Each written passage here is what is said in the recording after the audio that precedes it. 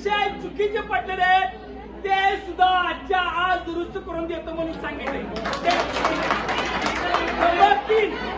Number तीन ऐका, number 3 ज्यांचे प्रॅक्टिकल्स ज्यांचे दिदी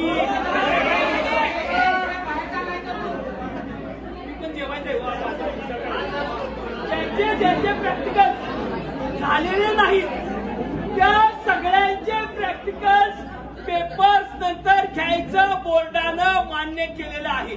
कळालं? आणि आता ऐका